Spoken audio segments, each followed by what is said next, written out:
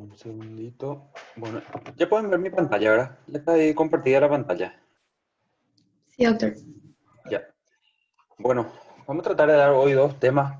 Uno de ellos es bien breve, que es la parte de métodos auxiliares de diagnóstico. No vamos a profundizar mucho en eso. Método auxiliar vamos a ir viendo después en la parte de clínica médica principalmente, ¿verdad? Ahora, y después este es la primera clase que vamos a ver es el síndrome urémico. Sí, es muy importante. Primeramente voy a dar un breve resumen de la parte de fisiopato, para entender un poquito la fisiopatología de la enfermedad, y luego de las manifestaciones clínicas, que es lo que sería la parte de semiología médica, ¿verdad? Bueno, empecemos a ver.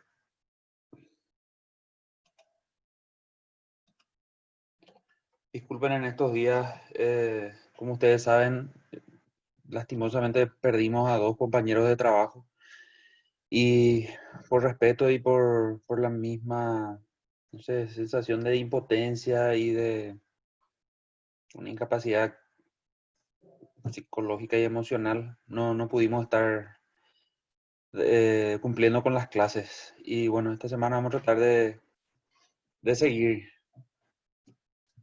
Entonces, mis disculpas por ello. No hay ningún problema, doctor. Al contrario, te agradecemos mucho por igual estar acá con nosotros dándonos la clase. Nosotros entendemos absolutamente y les acompañamos a ustedes en este momento que estamos viviendo. Gracias. Bueno, síndrome urémico. Bueno, básicamente el síndrome perdón, bueno, primero tenemos para entender el síndrome urémico tenemos que hablar de lo que es la... Permiso, un segundo.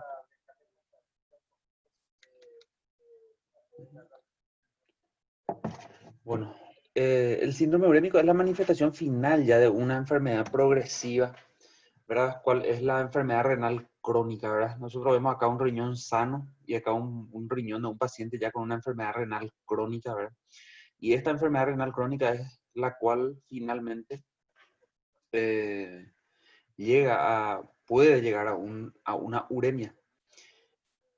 La enfermedad renal crónica es una pérdida progresiva e irreversible de la funcionalidad renal.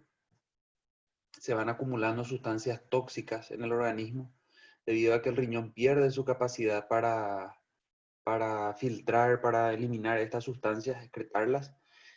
Y también se pierden otras funciones, ¿verdad? Como la regulación del agua, de los electrolitos, el balance ácido básico, y también el riñón tiene unas funciones endocrinas fundamentales que se pierden. Entonces ahí comenzamos con las manifestaciones propias ya que finalmente desembocan en lo que es la uremia.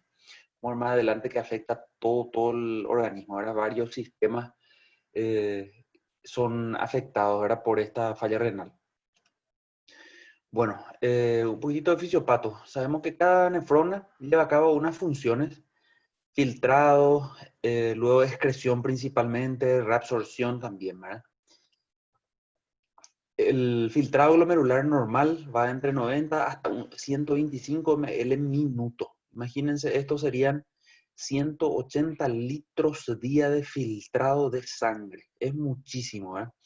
Y es el resultado de la suma del filtrado de todas las nefronas, ¿verdad? De cada nefrona genera una suma y este es el filtrado minuto que es en promedio normal, entre 90 y 125. A medida que la insuficiencia renal progresa, ¿verdad? Como vimos que es una pérdida progresiva e irreversible de las nefronas, entonces estas que sobran van haciendo una compensación en la función, aumentan su filtrado para mantener la excreción normal. Vemos que disminuyó el número, pero mantiene el filtrado, la tasa de filtrado glomerular. Esto a expensas de un mayor trabajo de ello y eso va a generar un desgaste que después veremos cómo se va presentando, ¿verdad? Cuando tenemos una disminución tal, ya el filtrado glomerular va a ir disminuyendo a menos de 90, menos de 60, y ahí vamos a comenzar a ver la disminución de la excreción de estas sustancias que normalmente deben ser excretadas y sus consecuencias en el organismo. Por ejemplo, la creatinina y la urea van acumulándose en el plasma a medida que nuestro filtrado glomerular va descendiendo. Acá vemos las concentraciones normales como van subiendo peligrosamente a medida que nuestro filtrado va disminuyendo. La urea, creatinina, el sodio. El sodio vemos que más tardíamente asciende. Tenemos filtrados glomerulares bien bajos y ahí recién comienzan a ascender. Vemos acá que más temprano la urea y la creatinina comienzan a ascender. Y eso es consecuencia, ya veremos más adelante, ya les voy a explicar aquí más adelante. Bueno, la creatinina del plasma se filtra en una relación inversamente proporcional al filtrado glomerular. O sea, cuanto mayor es el filtrado glomerular, menor es la concentración de creatinina. Y asimismo, cuanto menor sea el filtrado glomerular, va a ir ascendiendo la concentración de creatinina. Toda la creatinina que se excreta, que se filtra, se excreta. ¿Verdad? Vemos acá que esto representado por esta pelotita rosada es la creatinina y toda aquella que se excreta, perdón, que se filtra, finalmente se excreta. No hay reabsorción. Si el filtrado disminuye a la mitad, se excreta la mitad de creatinina por ende. Y cuanto mayor sea la disminución del filtrado, también mayor ya será la retención de la creatinina. ¿Verdad? ¿Por qué? Porque ya disminuye su filtrado. Entonces, esto es proporcional y este es el fundamento para el estudio denominado depuración de creatinina endógena, que es un estudio que después vamos a ver que te permite definir cuál es la tasa de filtrado glomerular y el nivel de insuficiencia renal crónica y estadificar esto en etapas. Bueno, respecto a la concentración de sodio. Un segundito. La concentración de sodio en plasma no aumenta hasta que el filtrado glomerular disminuya mucho. Eso es lo que hablamos allá al principio, que necesitamos como el sodio se filtra y se reabsorbe en una gran proporción, ¿verdad? Se filtra una gran cantidad de sodio, pero esta se reabsorbe en una gran proporción. Esto incluso con un filtrado glomerular bajo ya. Sigue manteniéndose la reabsorción del sodio, por lo que la excreción del sodio prácticamente no varía. Entonces, ¿cuál es la consecuencia de esto? De que tenemos que tener un descenso muy marcado de la tasa de filtrado glomerular para que se refleje en una perturbación de la concentración de sodio plasmático. ¿Qué nos indica entonces esto? Que cuando tengamos en un paciente renal crónico trastornos del sodio, estamos ante un paciente con el cual estamos llegando tarde. Y esa es una constante en nuestro medio y creo que en la medicina a nivel mundial, ¿verdad? Pero principalmente nosotros, lo que me toca y lo que vemos en la práctica diaria es que vemos pacientes que llegan ya con trastornos del sodio, entonces nosotros estamos acá, ya sabemos inmediatamente por esta base fisiopatológica de que estamos llegando con un paciente en un filtrado glomerular muy bajo, de un 25, 20 o 15% nada más ya del total. El riñón no solamente elimina urea, creatinina, potasio, ¿verdad? Elimina muchas otras sustancias que ustedes pueden ver. Entonces, cuando hay una falla, todo esto se acumula y la acumulación de esta sustancia es la que va a generar sintomatología. Esto es muy importante: fibrinógeno, ácido úrico, oxalato, los urocromos van a dar sintomatología, la urea, por supuesto, el factor de crecimiento endotelial. Acá por citar nomás algunos, de que después van a escuchar otra vez la osteocalcina, que dan sintomatología en estos pacientes, ¿verdad? Entonces, solamente para que sepan que no es solamente agua, urea, creatinina y potasio lo que elimina el riñón, sino que muchas otras sustancias, ¿verdad? Bueno, el riñón regula, por supuesto, la volemia y la osmolaridad. Así como avanza la insuficiencia renal, esta excreción de sodio vimos que se ve mermada, también la excreción de agua. Esto va a conducir a un estado de hipervolemia y esta hipervolemia va a aumentar la presión arterial, por supuesto. Y la concentración de sodio puede aún estar normal. ¿Por qué? Porque, como vimos, debemos tener un desbalance muy importante entre la excreción de sodio y excreción de agua para que se genere ya trastornos, ya sea hipernatremia o hiponatremia, ¿verdad? En fases más avanzadas. Vimos acá que la filtración normal en el día es de 180 litros de sangre eso es 125 ml minuto multiplicado por las 24 horas. Es tan alta la filtración que soportan estos riñones y se puede llegar a excretar una cantidad de 25 litros día. Es decir, si nosotros ingerimos ese volumen, el organismo puede llegar a excretar toda esa cantidad de agua, agua libre, y mantener el balance de sodio, ¿verdad? Evitar que diluya nuestro sodio, toda esta agua que ingerimos, y que se genere una hiponatremia, por ejemplo, y una hiposmolaridad, porque él excreta esto, ¿verdad? Lo mismo si se ingresa poca agua, tiene la capacidad de excretar sodio, aumentando la filtración, eliminar el sodio y mantener ese equilibrio. Ahora, cuando el filtrado se disminuye drásticamente, disminuye el filtrado glomerular, disminuye la capacidad de excreción de agua, entonces la ingesta de agua no va a poder ser eliminado, esto va a comenzar a diluir el sodio y producir una hiposmolaridad. Por supuesto, una hipervolemia, hipertensión, pero acá la concentración de sodio en estos casos ya va a ser baja, está diluido el sodio. Eso vemos también en nuestros pacientes, vienen o con hipernatremia por una gran carga de sodio, ¿verdad? O con una hiponatremia dilucional y va a ser un paciente más bien edematoso, edematizado, ¿verdad? Y con una hiposmolaridad y un sodio diluido. Todos son signos tardíos. Bueno, fisiopatológicamente esta pérdida de nefronas funcionantes genera una respuesta adaptativa, ¿verdad? Esta respuesta adaptativa es una hiperfiltración, como vimos allá al principio, los glomerulos comienzan a filtrar más, pero esta adaptación es una sobrecarga, como les comenté, para las nefronas que sobran, y esto va produciendo un proceso inflamatorio denominado glomerulosclerosis, y eso no es bueno. Eso va a hacer un círculo vicioso que va a ir haciéndonos perder más y más nefronas. Vamos a hablar después de la carga proteica. Acá vemos lo mismo, ¿verdad? Por ejemplo, acá está la carga proteica. Una dieta hiperproteica, la hipertensión arterial sistémica. Esto produce un aumento del flujo y de la presión glomerular. El tema de la dieta proteica, por supuesto que si se utiliza, hay que tener muy presente esto. Si utilizamos, hay muchas personas que hacen dietas hiperproteicas, 2.5, 3 gramos kilo peso día de proteína. La gente que hace ejercicio anabólico para ganar masa, ¿verdad? Y hay pacientes que han perdido, que han llegado a falla renal por estas cargas proteicas tan elevadas, sumado al uso de anabolizantes, ¿verdad? Entonces eso genera una proteinuria, una carga de proteínas alta, y esto produce una sobrecarga a nivel renal que aumenta el flujo y la presión glomerular, y esto lleva a esta glomerulonefritis. Esto es algo, digamos, extrínseco, ¿verdad? Ahora, una patología que lleva a esto también es la hipertensión arterial, genera el mismo problema. Esto produce una hiperfiltración, aumento de la permeabilidad, y llegamos a este proceso que es la glomerulosclerosis, y esto disminuye nefronas y por supuesto nos lleva a insuficiencia renal, ¿verdad? Para tener presente el ciclo, ¿verdad?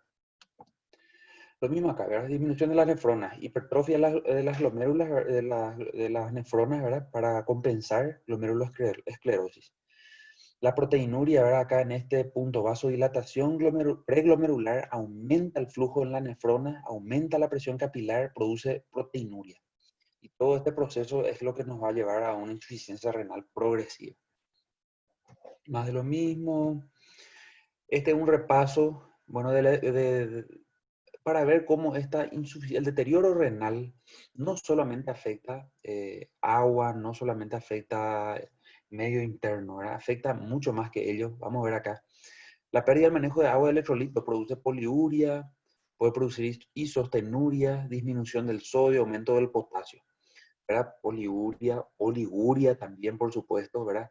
La isostenuria, que es una situación en donde la orina no logra ser concentrada ni diluida, por lo que el paciente comienza a tener una orina con una densidad similar a la del plasma.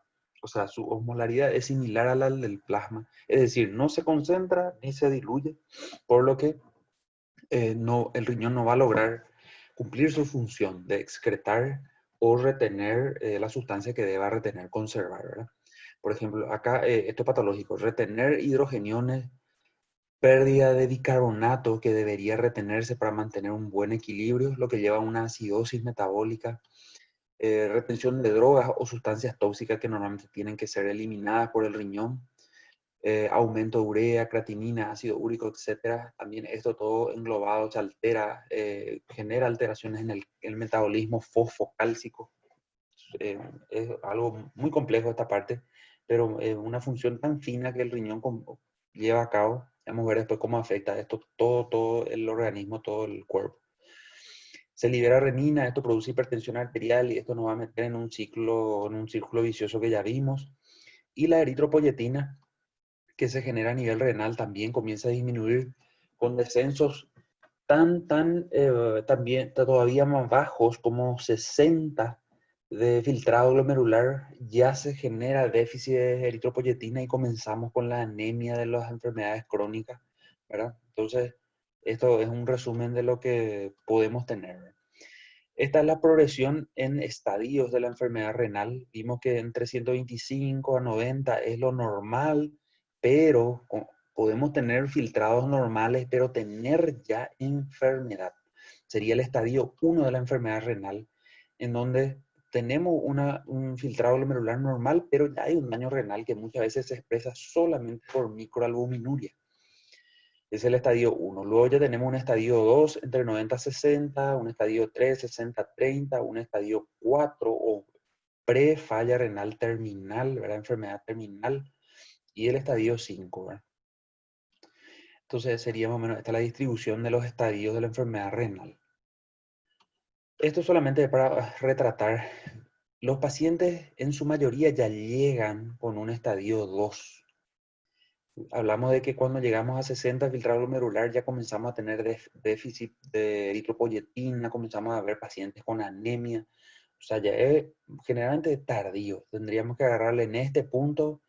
Vamos a encontrar que el filtrado es normal, pero tenemos que tener el índice de sospecha.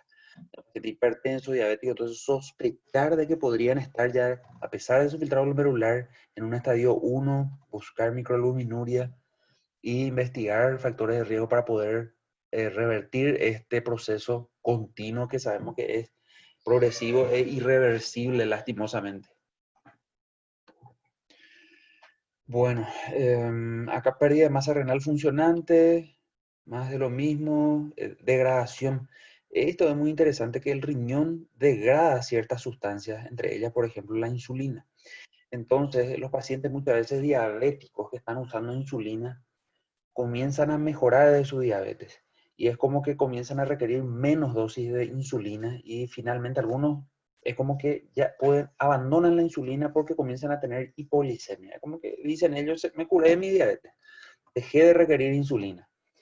Eso se debe a que la insulina endógena recircula más tiempo debido a la falla renal, o incluso la insulina exógena que se administra al paciente recircula más y las dosis que se estaba administrando dejan de ser dosis necesarias por esto, porque recircula. Entonces deben ir bajando sus dosis o van a comenzar a sufrir hipoglicemia. Esto debe ser un dato que haga pensar en que el paciente está perdiendo masa renal funcionante.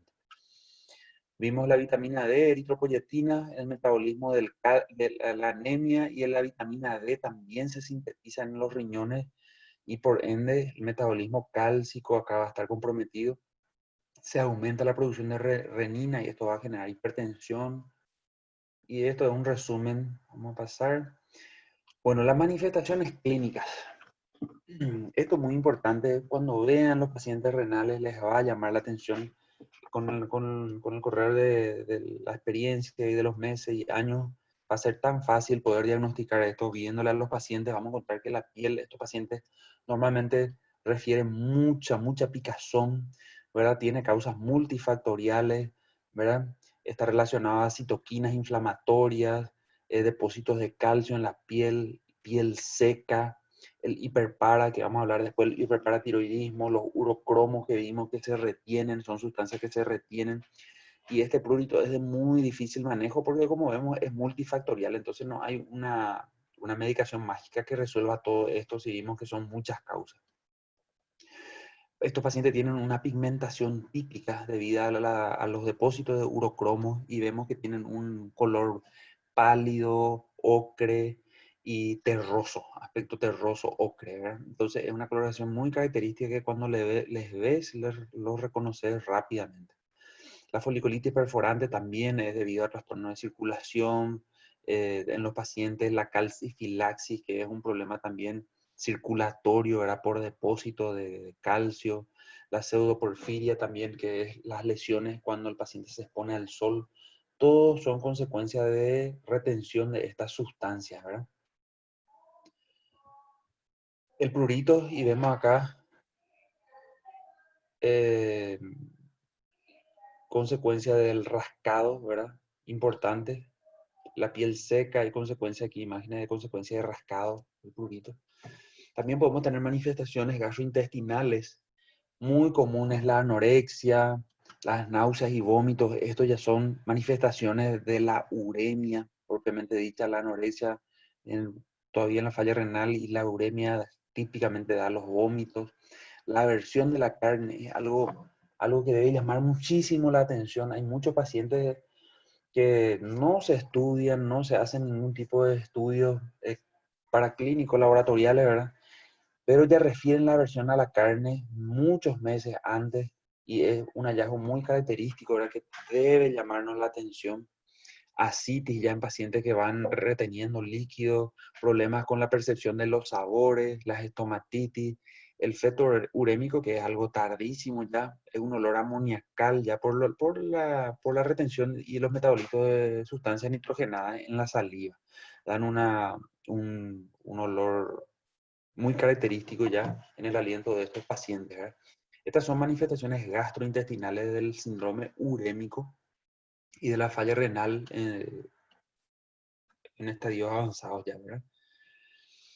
A nivel del sistema nervioso central también podemos tener síntomas. Una de ellas, la encefalopatía urémica, tiene causas multifactoriales, ¿verdad?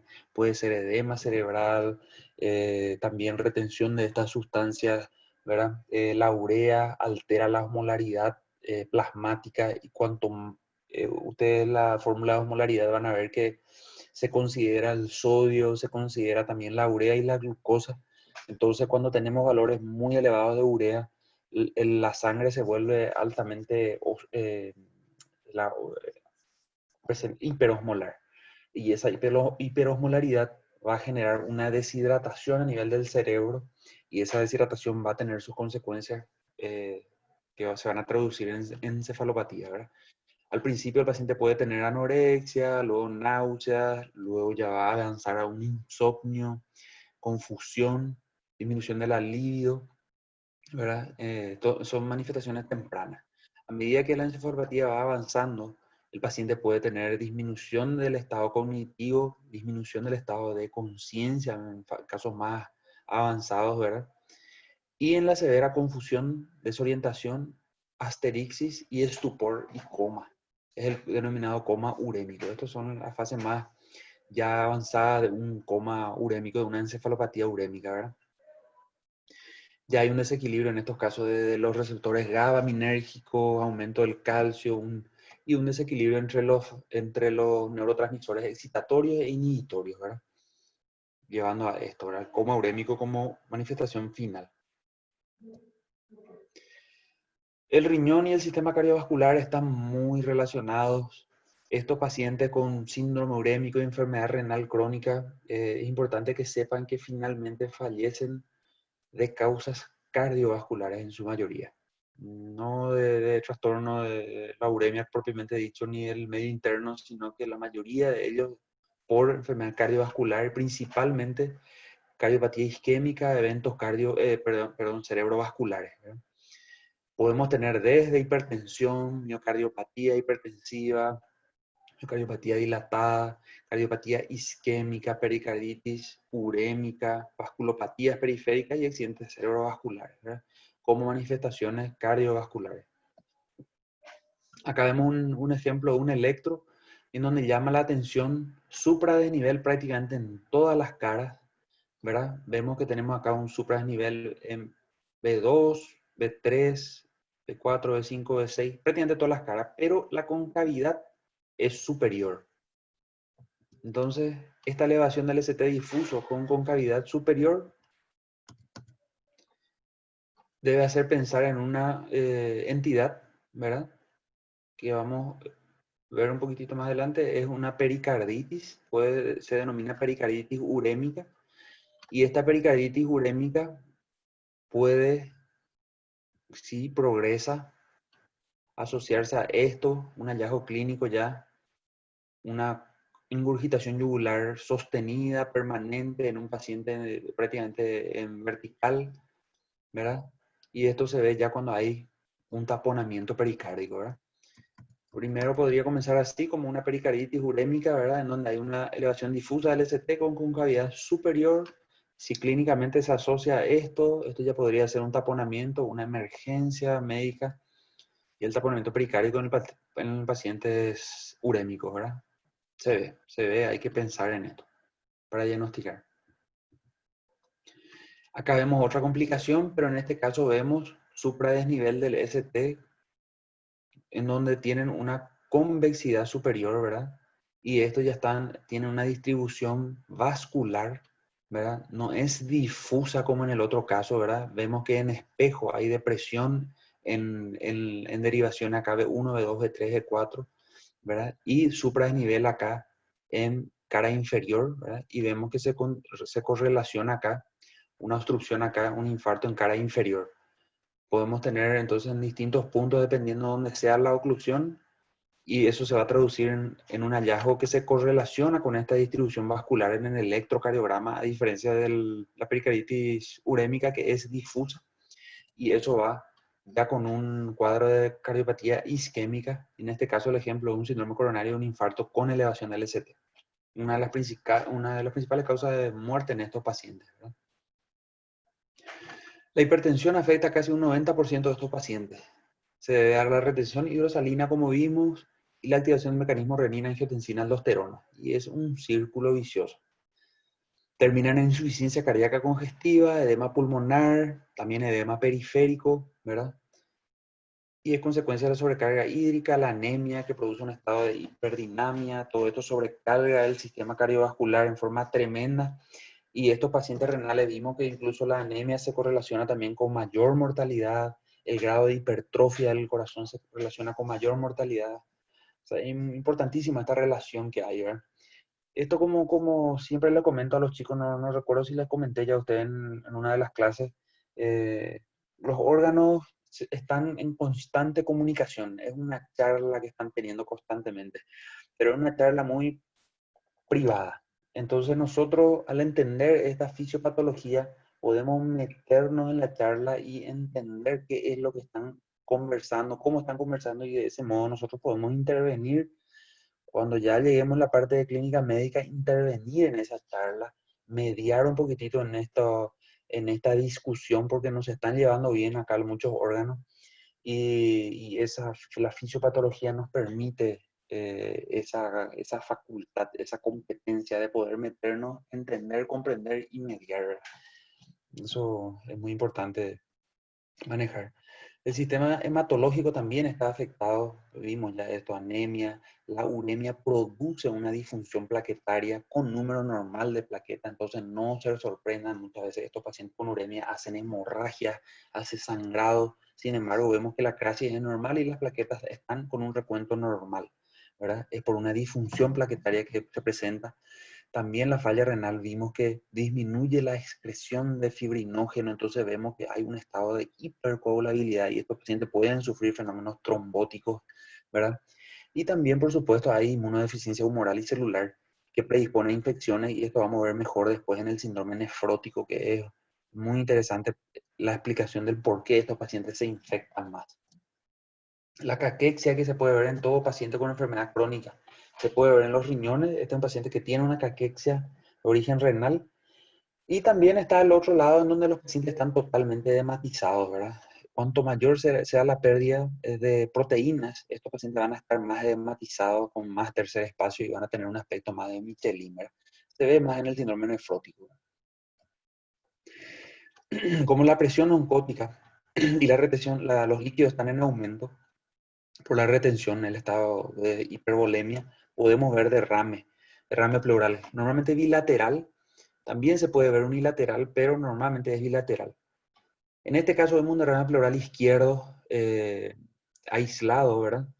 Ustedes saben que la insuficiencia cardíaca da de predominio derrame pleural derecho, ¿verdad? Este lado izquierdo podría ser por falla renal o habría que investigar otras causas también en este derrame pleural. Esa es otra historia cuando estén en clínica médica. Habíamos hablado de la calcifilaxis, ¿verdad? Y esto es muy ilustrativo, estas imágenes de lo que genera la calcifilaxis en estos pacientes renales.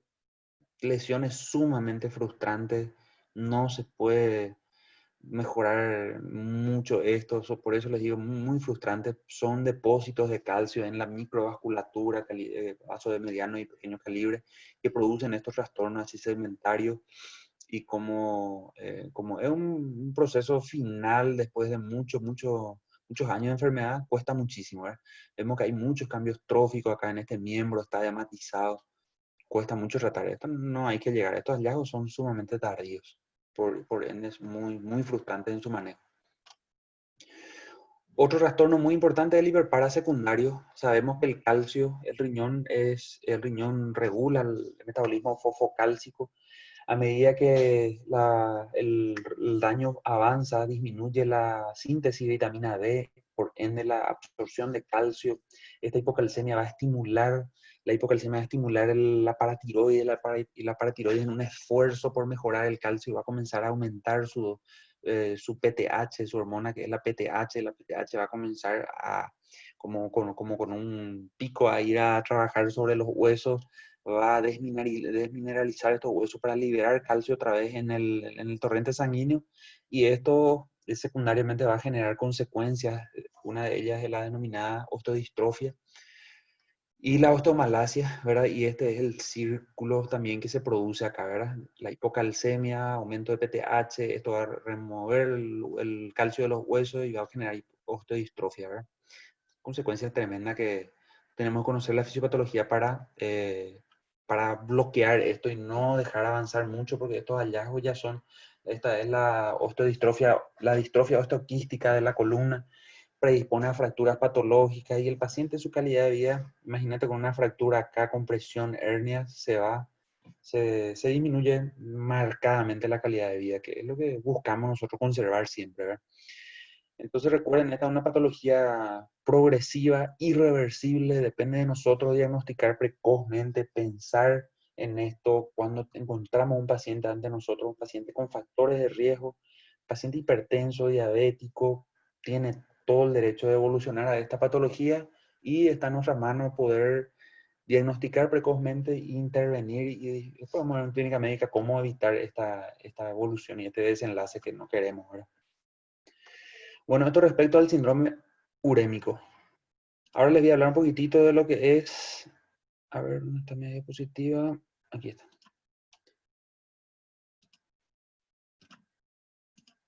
Métodos auxiliares de diagnóstico. Me acompañan hasta acá, ¿verdad? Sí, doctor.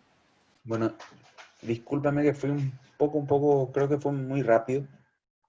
Les quería comentar nomás que tenemos un evento ya simbólico que vamos a hacer vía Zoom también ahora a las 20 horas, está comenzando. Es en honor a nuestro querido jefe de la terapia intensiva de la Fundación TESAIN, quien nos dejó en estos días a consecuencia, ¿verdad?, de esta maldita pandemia. Y discúlpame si estoy un poco rápido, es que estoy pensando constantemente en eso y ya enseguida nos reunimos y vamos a dedicarle unas palabras. Entonces, disculpen por ello, ¿sí? Bueno, aparato urinario, método auxiliar de diagnóstico. Esto vamos a hablar y rehablar muchísimo después en clínica médica, ¿sí? Yo les voy a prácticamente citar nomás esto y bueno, después vamos a afinar esto en clínica médica. Habíamos hablado de algunos estudios, hablamos de la orina normal. Bueno, el estudio de la orina, el uroanálisis, tiene un aspecto físico-químico y también un análisis del sedimento urinario. Respecto a su aspecto físico-químico, habíamos hablado, ¿verdad? Que tiene que tener un color citrino, límpido, puede tener un aspecto turbio, es patológico, perdón, puede tener un precipitado después de los minutos, ¿verdad? Y luego volverse totalmente transparente, con una coloración amarillo pajiza, ¿verdad? Un olor sui generis y característico, la densidad habíamos hablado entre 1006 y 1030, el pH urinario hablamos de todos estos aspectos químicos, ¿verdad? Recordamos que la glucosa no debe estar presente, es patológica, las proteínas si están presentes podrían ser normales en estados fisiológicos muy extremos como los ejercicios físicos extremos, después una maratón, no sé, un ejercicio intenso en el gimnasio, ¿verdad?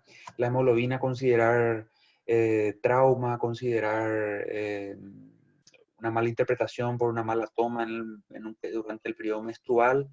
Y si no es así, la hemoglobina siempre va a ser patológica. Recuerden de la hematuria micro, macro, habíamos hablado de eso, los nitritos que indicaban infección.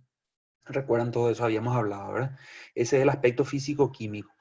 Y respecto al sedimento urinario, habíamos hablado de los cilindros. Estos cilindros, generalmente el cilindro es un hallazgo patológico, tienen la forma cilíndrica porque se formaron en el túbulo. Y si encontramos cilindros hemáticos, por ejemplo, es porque los eritrocitos estuvieron ahí en el tubo y ahí se produjo un trastorno fisiopatológico que produjo esto. Esto vamos a detenernos después en la parte de glomerulonefritis glomerulonefritis para profundizar un poquitito más esta parte, ¿verdad? Pero básicamente el uroanálisis evalúa todo esto. Y los cristales de oxalato, cálcico, ácido úrico y demás que también son hallazgos patológicos que podemos ver. Básicamente entonces, pidiendo una orina simple y sedimento, vamos a tener estos datos. La interpretación de estos datos va a permitir tomar otras decisiones o conclusiones ya sobre qué podemos tener enfrente. El urocultivo es otro estudio muy importante, permite hacer el diagnóstico, identificar un germen y determinar la sensibilidad de este germen respecto a los antibióticos. Identificar una bacteria no siempre indica una infección activa, ¿verdad? Sabemos que la bacteriuria asintomática, ya hablaron en urología, muchas veces es un hallazgo irrelevante, va a depender mucho del paciente que tengamos enfrente, de su estado de inmunidad, si es un paciente inmunodeprimido, embarazada, hay diabéticos descompensados, ahí se podría considerar tratar o no, ¿verdad? Pero en un principio la bacteriuria asintomática no se trata. El recuento significativo es de 10 a la sexta, a partir de ahí es un recuento significativo. Si se da menor a esto, podría ser solamente una colonización o una contaminación. Básicamente esa es la finalidad del urocultivo. Y habíamos hablado al principio el tema del estudio de la depuración de creatinina endógena, que es aproximadamente un surrogado y por ende nos da una aproximación de cuál es la tasa de filtrado glomerular. Vimos que toda esa creatinina se filtraba y se eliminaba proporcionalmente a la tasa de filtrado glomerular, la depuración de creatinina endógena, ¿verdad? Entonces, toda la creatinina es filtrada libremente por el glomérulo y no es reabsorbida ni metabolizada. Así nos permite determinar a través de la medición de la creatinina excretada la tasa de filtrado glomerular, ¿verdad? Y esto es una aproximación de la función renal. Por ende, nosotros solicitamos depuración de creatinina endógena o clearance de creatinina para determinar cómo está el filtrado glomerular y ahí recuerdan ustedes nuestro cuadro y estadificar en estadio 1, 2, 3, 4 y 5 la insuficiencia renal, ¿verdad? Hay estudios de imágenes, radiología convencional y también estudios contrastados. Una radiografía simple puede dar datos. Acá vemos, en este caso, vemos cálculos acá que ya se ven en una radiografía simple. No siempre ni no todos los cálculos van a ser visibles, pero si se ven ya dan datos importantes, ¿verdad? Ya podemos diagnosticar con esto. Aquí vemos una urografía excretora en donde se administró un contraste endovenoso y luego se le hace el estudio para ver cómo va excretando. Te permite visualizar estrecheces, ¿verdad? A nivel ya sea acá, o dilataciones, ¿verdad? De la pelvis, trastornos acá a nivel de la uretra, perdón, y por supuesto fuga, porque no del contraste también, ¿verdad? La pielografía retrógrada es un estudio ya acá a nivel de la uretra, se introduce contraste y permite acá poner, por ejemplo, en este caso, diagnosticar estrecheces, dilataciones, ¿verdad? A nivel de la uretra, ¿verdad?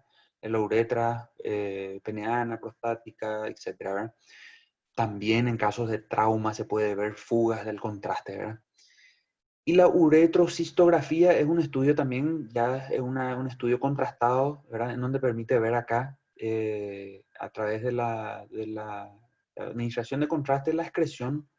Y lo mismo, ¿verdad? Permite ver acá defectos de relleno, podría ser por cálculos, estrecheces, fugas, exclusión a veces del riñón por falla renal ya importante, ¿verdad?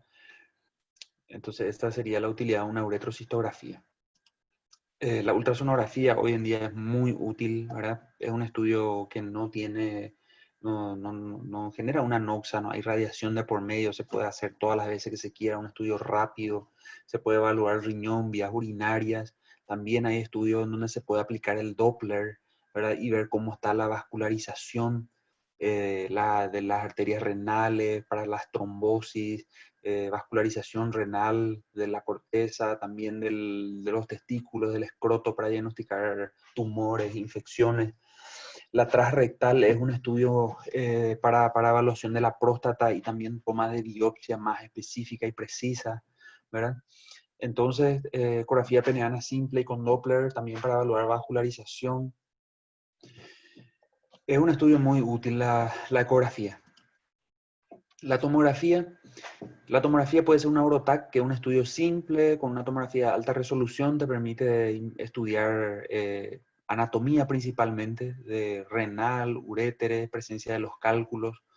La urotac, la urografía por TAC ya es un estudio contrastado, permite una reconstrucción tridimensional, ¿verdad? Y es lo mismo, no es un estudio funcional propiamente dicho, sino que más bien permite delimitar orgánicamente, ¿verdad? Ver la anatomía.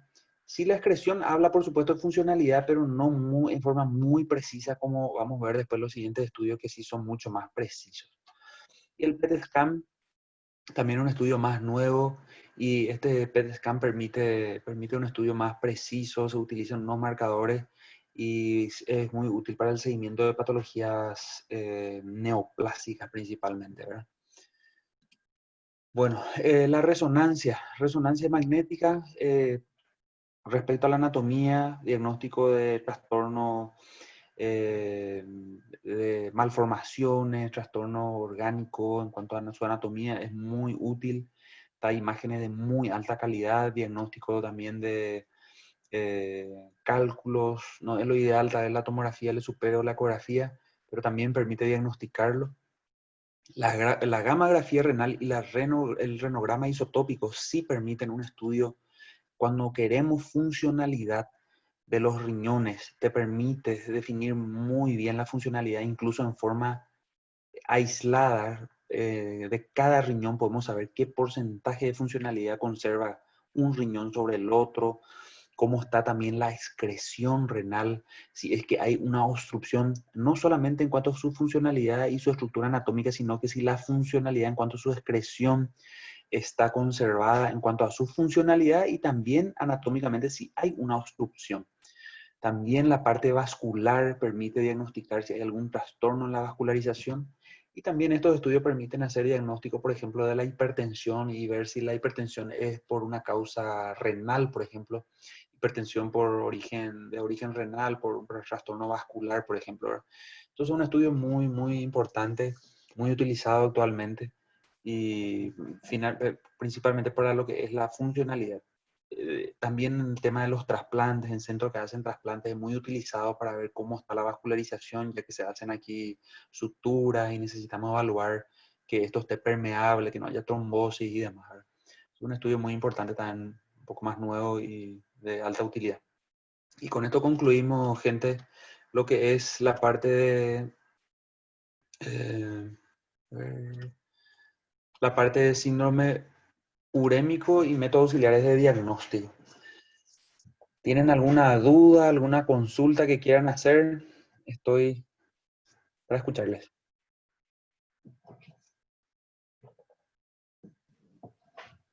Creo que no hay dudas, doctor. Bueno, cualquier cosita, estoy atento. Vamos a estar, a ver, hoy miércoles. El viernes vamos a tratar de dar la clase, ¿sí? Mañana me va a ser imposible. Y el viernes más probablemente estemos recuperando una de las clases y posiblemente serían dos clases. Vamos a hablar de síndrome nefrótico y tratar de tomar otro tema un poco más breve para que no sea muy, muy extensa la clase. ¿Está bien? Bueno, doctor. Dale. Doctor. Dale, Gracias, muchas gracias. doctor. Dale, Gracias, fuerza, nos vemos. igualmente. Dale, chao, chao.